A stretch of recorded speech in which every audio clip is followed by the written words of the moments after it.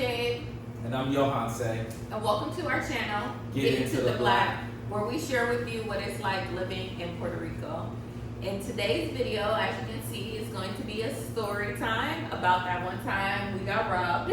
Yes, how we had good intention, good faith to hire locally, and we got hit with the oldest trick in the book. Yes. But before we get into that, first I want to thank all our new subscribers. We've been seeing you. You guys have been commenting, interacting, and it's been an amazing experience. And then also too, we got to meet some of our subscribers recently. We went to a couple events locally, and we've seen some people. Which, if you guys are looking on our community tab, we are going to start posting more photos of when we meet you guys locally. We're also we've been thinking about planning an event or something like that. But we not are. sure yet. If you are interested in that, just leave a comment or something, because we're trying to figure out if people would even want to come, or if that's something you're interested in. Yeah, we've thought about doing, hosting people at our property. So these are some ideas that as we expand, we really need our community to come in and let us know what you want, what you're feeling, so we can provide that. We are here in service to ourselves and you and to our community. So we're excited to share these experiences with you all. So let's get into it.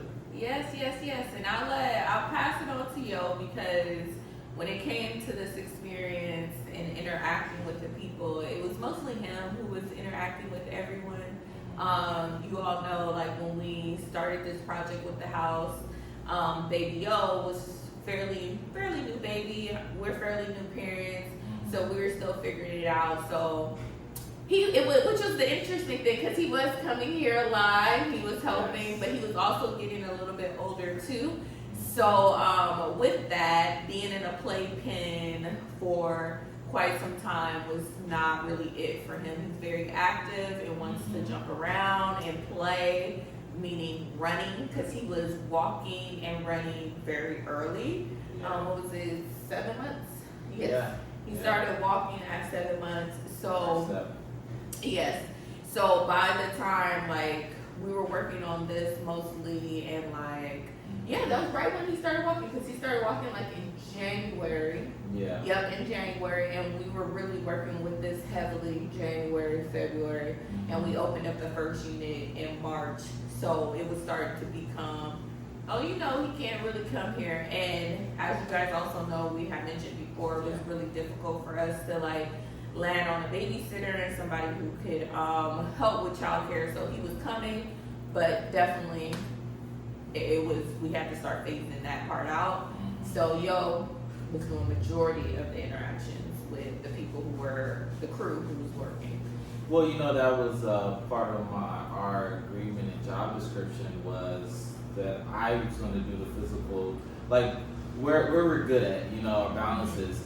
Jade is really good with the operation side of things, and communicating with the guests digitally, as well as personally. She's a very personable person and leader, but I'm more of a hands-on person than I am a digital. Even with the YouTube channel, this was your idea, and as much as YouTube I watch, I don't feel as confident to be the digital side. Right? Which I don't think some people know that the channel used to be my channel, and then I converted it to our channel. Yeah. Because I just want to include him, because I think he has amazing perspective and things to share, and he's very personable. Outside of the YouTube stuff. I mean, he is here too, but he's really a social butterfly. I'm more of an introvert. So I was like, this would be the perfect space for you. Which I'm glad. I'm happy. You trusted me, and you went with it. So let's get into it, right? So this is a new kind of segment. It's kind of our story time segment. This is how it started. I originally had a contractor that I was going to work with that I knew from my real estate group, and we were both young, trying to get it together, and I'm a kind of a person who I would like to do business with people who are willing to grow with me. So with that being said, the first guy I was going to work with, we went through all this stuff. We were planning, and I was being very, trying to be creative and join him. Like, look, I don't have a lot of money right now, but this is what I'm doing, and let's figure a way that makes sense for both of us in our immediate needs and our long-term wants, right? What do we really want to be? And he really wants to be an investor.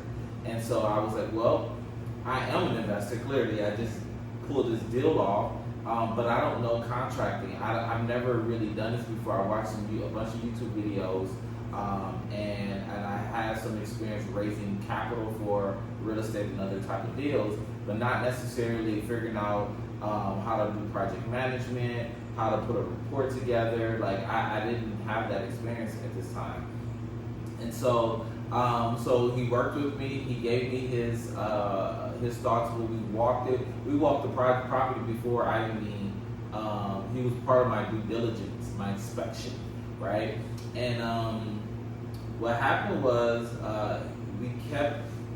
it was a misalignment, I guess we'd say, with our first contractor I was working with. Yeah, I forgot what exactly was the turning point, but I can be really big with like words and what people choose to say, and sometimes I get a little triggered, and I think I felt like he was trying, like he was not understanding that this is something where it's two people who are kind of in equal partnership with one another, and we're not rich, as we commonly say. Right. Like, we're not the rich gringos. So, like, I personally felt like he just thought, like, this was going to be his big come up. And I don't understand how. Like, I just really don't understand how these people think that. I'm too open and honest. Like, yo, this is what it is, right? And I've been, like, that's the part where I'm like, how are you confused about what this is, right? Because I'm so direct, right? So long story short, where we go is that I realized through other people who were coming around, I was like, are you sure that's your guy? I was like, yeah, that's my guy. Like, what you mean? He's been at this since the beginning, looking at properties. I'm giving him the back, like, letting him see how this is done. Like, we're working together, right? And it was like, okay, you're all right. Like, people kept saying that. I'm like, that's weird. But I'm not picking up on it because I'm like, I'm being upfront, we're meeting often, this is what we're doing. So when the money finally comes, I'm like, okay, this is the budget, this is what I plan on doing. What do you think, because you have expertise, because you renovated your a multifamily before,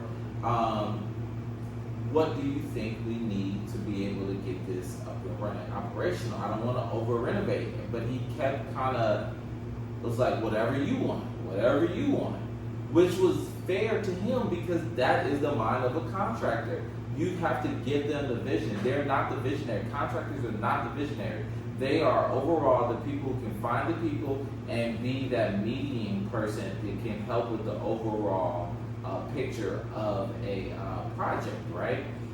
Honestly, you can be your own contractor if you go get the people who specialize in specific things, but the contractor is supposed to be that middle manager that you work with. So, and I realized he had nobody to work with him. He was going to do everything by himself. Oh. I was like, dude, how long is that going to take you? Like, that's like, and he's like, well, I can't trust anybody because it's hard to find good workers, quality workers here. And then the people he was finding were like off of Instagram, and I'm like, these dudes are asking for like $15,000 to do like demolition. It was like crazy. I was like, dude, so you really don't have the people, you really don't have the capability. And then we realized, it's like, dude, all you really need is handyman stuff. You just need some handyman. And so that was, I guess he felt that I was now demoting him, and where he was looking for a big opportunity. I was like, on this first unit, it's already done. You got crown molding. The paint really wasn't that bad, but you always want to put some fresh paint. And just little stuff that was just not working. And so that was the beginning of that fallout. And so I said, all right, when are we going to start? What is the budget? And finally, he gives me the numbers, and I was like, okay. I go to pay him, and Well, no, I kept asking for the information, like, when are you going to start? How do you want me to pay you? And then he just was like, every time he was supposed to start, he was like, you ain't paid me. I'm like, paid you what? He's like, oh, I need a deposit. Like, you never really said that. It wasn't clear. So I finally give him a deposit. Then he's like, okay, I can start in 2 weeks from now because I had to take some other jobs. Yeah. I'm like, dude, why didn't you tell me these things, right? So that's how we got from the first contractor. And then I realized that, like, dude, all I need is handyman work. All this stuff that you're trying to do, it just doesn't make sense. And he kept using up my whole budget. I was like, sir, I can't use this whole budget because we need to use some of this to buy furniture and do other stuff, right? And he was like, I don't understand. So yeah, so that's when the next contractor kind of came in. Like, we realized that that relationship wasn't gonna work. So yeah. So the lesson I learned from that one was that, like, I have to be very mindful of what the relationship is with the contractor, sign the contract, and make sure ducks are in a row. So the first property, I did a lot of the stuff myself. I hired the plumbers, the electricians for the things we needed. Where I messed up was I didn't have an overall plan for project management. So it took things a lot longer than it should have, and we wasn't on the timeline for the first unit. But we got it open pretty quick because it just wasn't a lot of work that needed to be done. And then when we went upstairs for the second unit, again, I hired a second handyman to come in at this time. First, I just had one of the local handymans in the neighborhood to help, and I had the specialist come in for specific things. Once we went up to the second unit to open that up, that one needed a lot more work, and it took a little bit more time because we needed to paint doors. I mean, it was just a lot more work. You tell that upstairs was like a rented house, so the person wasn't really taking care of that one. Like, this one's just, you can tell someone who owned the house lived in here. yeah. Just with the woods, trims, and all that stuff. So with that being said, I realized the time frame and how much it's costing, and we're getting into the summer, and we wanted to really get open so we can get to capacity, so we can really start making funds where it wasn't, because we were running still at a negative at the point because, you know, we wasn't fully operating. And so I reached out again to find someone to, I think it was paint originally. It was to paint the house and to get quotes on adding a bathroom. And remind you, I did all this stuff, got these permits and did all this stuff, and I realized that, like, that a lot of the stuff you can do yourself, but you want to be mindful of your time and managing. So I reached out, one of the gentlemen's come and from our real estate group chat, and he gives us a price quote on I think this time was it just to build out the unit? Yeah, it was just to build out the third unit. Yeah, and actually it was the roof. No, it was the roof, because when we went to go paint the house, one of the handymans, he power washed the roof, but because he's not a specialist in doing roof and understanding, what we have is it's a silvery material that you use tar to put down, and it's called denosa. It's very popular in the Caribbean islands, but it's like really expensive. It's supposed to have a very long-term warranty. And so he gave us a number, and I had him go up there, and so the guy is thinking that this is my business partner the whole time. The way he was talking, I was like, no, he's the handyman that speaks English. So my other handyman don't speak English, and so he doesn't know what I need, and I didn't want to just keep climbing up 2 stories to go up on the roof, right? It's hot. It's summertime almost. And so we go up there, he gives us a quote, I let him know, like, hey, this is where I'm at. Like, I don't have a lot of money. This is a added cost that wasn't supposed to be on there. And we couldn't figure out why the roof was leaking. Well, because the handyman decided to power wash the roof, he didn't assess it. He just assumed that it was good. He tore up the roofing material and got water trapped in the front of where we are right now, in the second level. When we went to go paint, we started noticing that the paint started falling off. So it was like, okay, that's the issue. So that's when how we got the second contractor, because we wasn't expecting to build the third unit that fast. Yeah. But when he came and I talked to him about it, he was like, yeah, we can get it done. He gave me a quote that was in the middle. I had one that was like ridiculously cheap, but they never called back. That's what always happens. It's like, oh, I want that price. Let's go. I'm ready to go. They'll never call back. It's like, okay, that was a sign. And then the other person who was going to be much more expensive, they were still not as much as responsive. So I got the middle price. And with that happening, I said, look, I'd rather trust you to come in with a team, manage it while I finish this unit up here and we start operation, versus me trying to work with my handymans and build out a bathroom for our electrical room, which is now a studio. And so he hired his foreman, his like lead guy, to manage everyone else. And that's how we got into this situation where this guy, when he first came and they came to check it out and do measurements, apparently he told the contractor that, ooh, gringo, oh, this guy got money because this area is a nice area. Yeah, and that's the common thing. It's like people assume a lot of assumptions about if you're involved with this act, then that means you have this much money. If you come from here, that means you have this much money. And it's like, no, that's not what any of this means. It just means that people are financially literate, but that does not necessarily mean that they're so far along in their financial journey that they're now wealthy. Like the fact that we're so hands-on should let people know. Yeah. We're not that, you know. It's crazy. But yeah, so this is kind of like how we met the second contractor and how we met ultimately the person who ended up robbing us. Just a misunderstanding of who we are and our relationship with the second contractor and what was really going on and how payments was running and, you know, stuff like that. That guy, he thought we were to come up. So he really thought we were to come up from the beginning. So let's get to it. So this is how the robbery happened, y'all. So in the midst of the 6-week project that was supposed to build out this unit, right? The guy who was supposed to be the day-to-day lead person was doing some unnecessary. He was taking on additional jobs outside of the work he was doing. So he was taking other contracting work. Mind you, he's getting paid more than what he's getting paid, what I would say not more than what he's worth, but that's, well, now we know, right?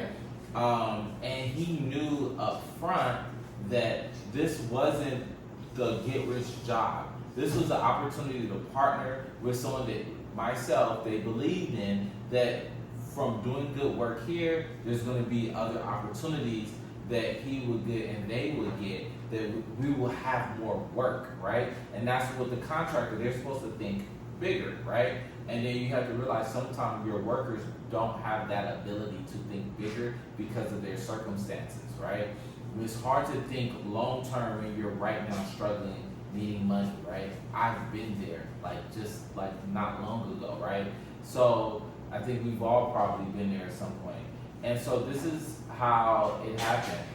When he took on these other jobs, they were not paying him for whatever reason. So he was taking the workers and himself doing some days, and when they wasn't scheduled, remind you, they're scheduled work Monday through Friday, right? It's my time. I'm paying for it. He comes to the house. I sit down with the contractor and say, 1, 2, 3 are not done, and I think your guy is overwhelmed and he doesn't have the ability to do everything. So he goes, let me check my books and let me see what's going on, because he's working on other projects. He has workers all around. And what happened was the workers, the guy, he started calling me. What time are they showing up? I checked the cameras. They're not showing up to 10 o'clock. Well, he's saying that they're there at 7 a.m., 8 a.m. Nope, I can hear the video sending. Hey, what time are they leaving? because they're supposed to be there until from 7 to 2. Oh, they left at 12 o'clock. So then I was like, oh heck no. So I realized that he was stealing time, and then he was also stealing materials, which we found out, and that he was doing things. I was like, he was like, how much did he charge you to help you go pick that refrigerator up? I was like, he charged me almost like $175. He was like, $175? What? I was like, yeah, but we had already did it, and I bought them lunch. So I spent the additional like $50 on lunch, right? Just thinking, being friendly, taking care of your people. And so, long story short, this guy was milking us until it got to a point where I told him no more.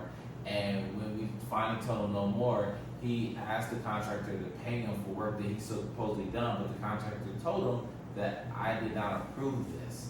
You did work that was not approved, so you don't get approval to get paid. Yeah. And when that happened, I thought it was because I was late on the payments, and the way the guy reached out to me directly saying, oh, this is what's going on, I think something's wrong with him, he's not paying me the money.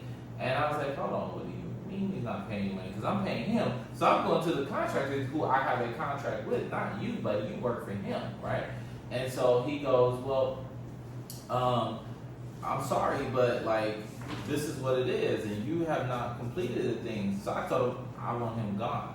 I was like, this is an ongoing thing. You need to be here. We're over on time. We need to get this done. And then once we said that, the guy came to pick up his tools. Like, he was like, well, I'm gonna come get my stuff. I was like, I'll be there at 10 o'clock Saturday. See you. Get the tools, and that's when we talked to him. I was like, let's have a sit down. And let's, we don't need any bad blood because you guys are friends and you worked together for years. And they went back and forth, and the guy got irate, started sending these nasty voice memos and stuff. And then one day, it was a Thursday, I remember, I was on a call with my business coach, and I started getting calls from my neighbors. I started getting calls from him.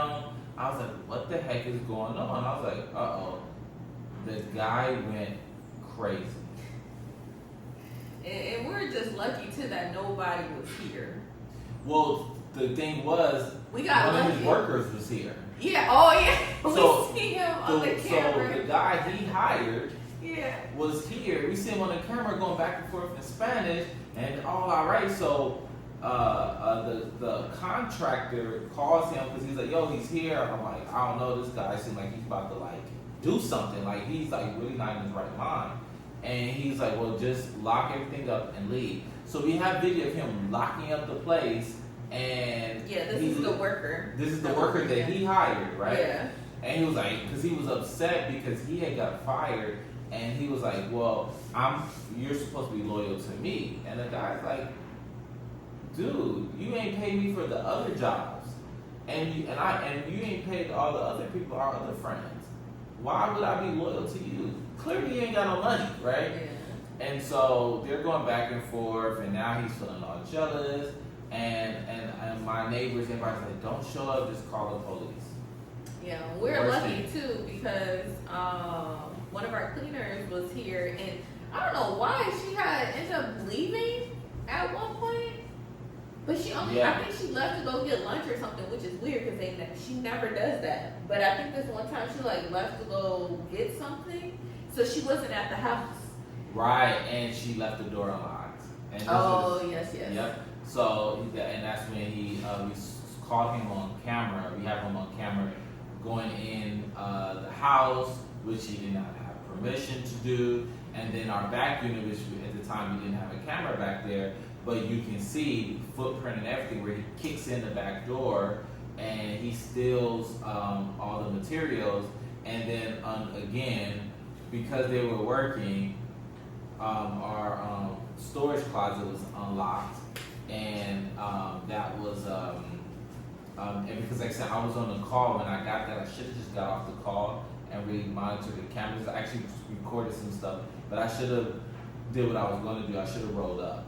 It's my house, and one thing I've learned about Puerto Rico, you cannot depend on the police. Oh, yeah, you cannot. The police are here. Like I gotta get lawyers. I have to get it's so much stuff I have to do because when the cops showed up and when we were calling, they were like, we don't speak English. And we're in the most touristy place in Puerto Rico.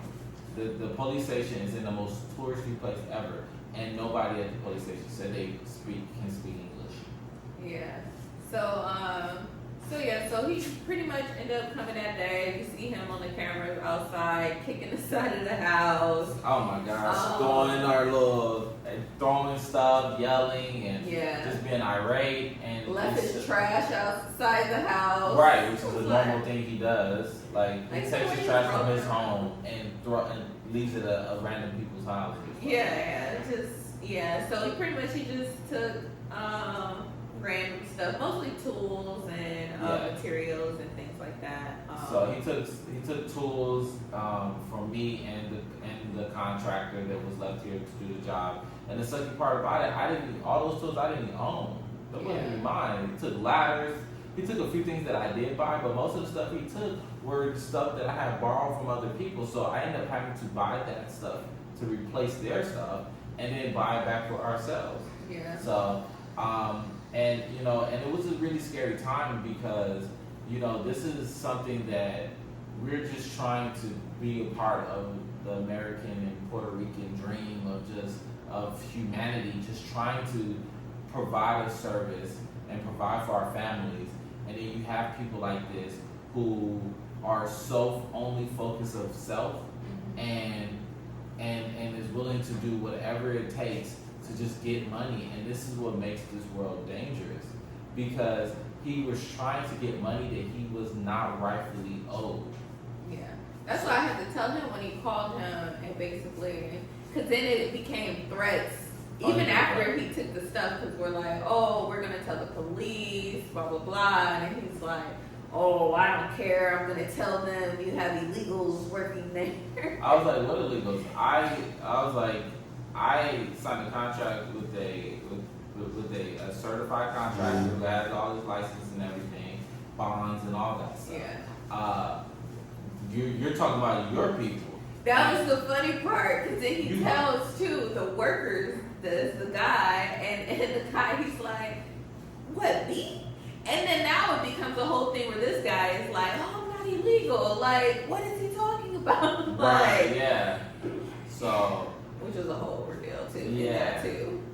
Because it's like people really think, like, we're, like, some privileged people who've been sheltered or something. Like I'm really from South Central LA. Like I'm really from the hood. Like I got real gangbangers as family members. Like we both do. Like we really like from street shit, right? Oops, language. And we're really from the street. And but we also have formal education because we were told that you need to do both. And for us to get to where we are, this is what we've done. So I don't know why. Like I'm from people bullying, right? Yeah.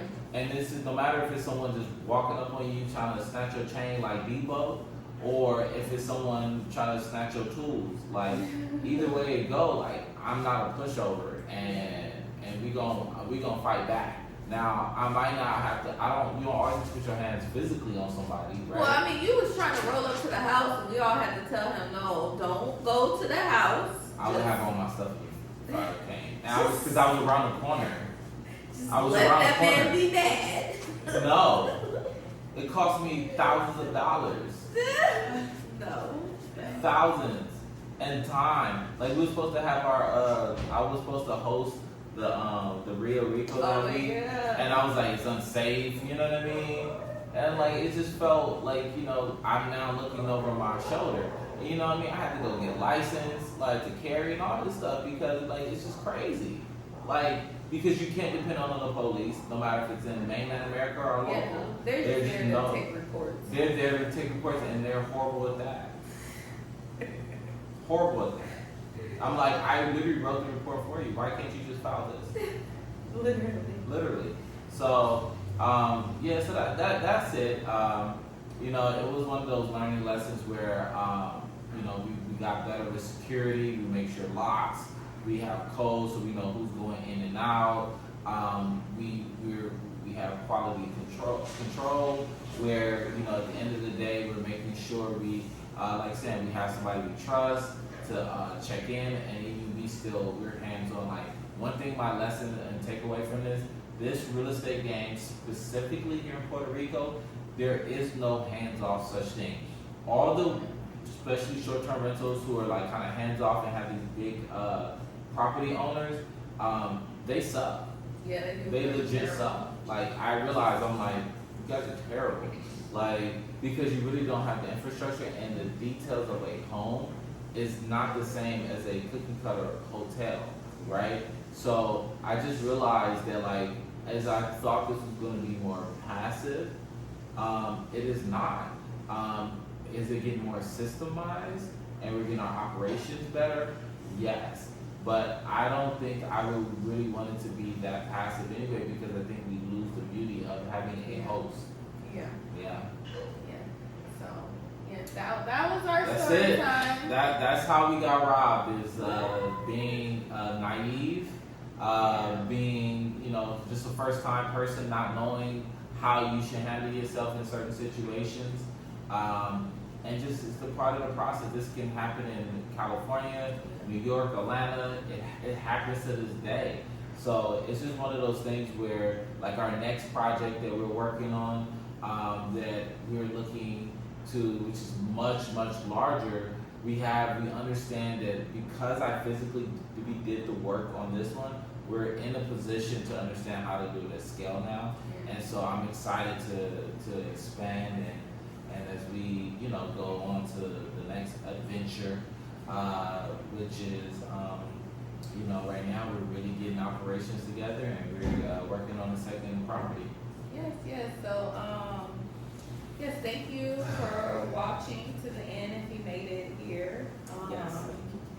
And then too, if you're interested in learning more about like real estate in Puerto Rico, as well as like the tax incentive programs, or what are tax incentives, because I think that was amazing how you explained that in that video. Yeah. We're gonna leave that for you guys to see, so make sure you watch this video that'll be popping up somewhere around here. Yeah. So I'll do a quick, so the next video, if you're really interested, like Jay said, in how to build your wealth through tax incentives, and specifically we're talking about real estate, and that video is really informative, and I think you guys are really going to enjoy it, so make sure you watch that. It's called Building Your Wealth Through Tax Incentives, the Wealth and Wellness Conference. With that being said, thank you for watching. Yeah, have a good day. Appreciate you.